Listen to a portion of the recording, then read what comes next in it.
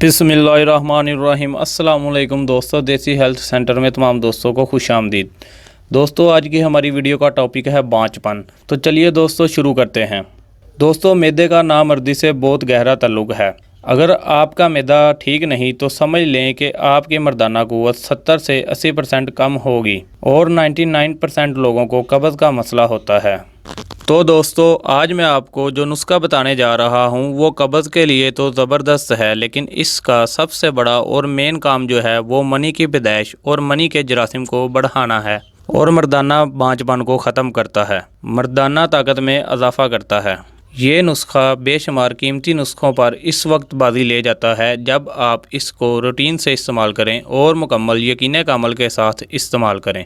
दोस्तों, होता ये है कि हम छोटे छोटे टोटकों, आसान और सस्ते नुस्खों को इसलिए छोड़ देते हैं कि पता नहीं ये फ़ायदा देंगे या नहीं, ये काम करेंगे या नहीं। दोस्तों, अल्लाह पाक ने जो भी कोई चीज़ पैदा की है इसका कोई ना कोई फ़ायदा ज़रूर रखा है। तो दोस्तों, इस नुस्खे के अज्जा की तरफ आता हूँ। ये नुस्खा बनाना कैसे है, इसका इस्तेमाल कैसे करना है, इसका परहेज़ क्या है, किसने खाना है और किसने नहीं खाना, डिटेल में मैं आपको बताने जा रहा हूँ। तो सबसे पहले इसके अज्जा की तरफ आते हैं। इसके सिर्फ 2 अज्जा हैं। बादाम, सिर्फ देसी बादाम लेने हैं, अमेरिकन या ऑस्ट्रेलियन कोई इंपोर्टेड बादाम नहीं लेने।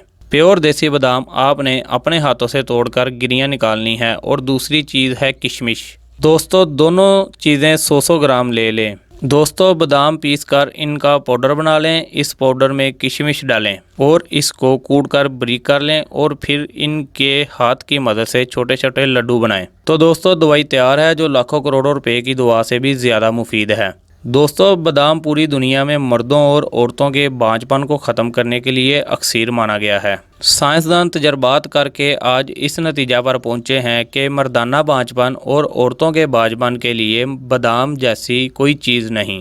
दोस्तों, आपने जो लड्डू तैयार किए हैं वो 2 से 3 लड्डू सुबह नाश्ते में मर्द भी इस्तेमाल करें और औरतें भी इस्तेमाल करें, और 2 से 3 लड्डू रात के सोने से पहले इस्तेमाल करें और ऊपर से दूध या ग्रीन टी पी लें।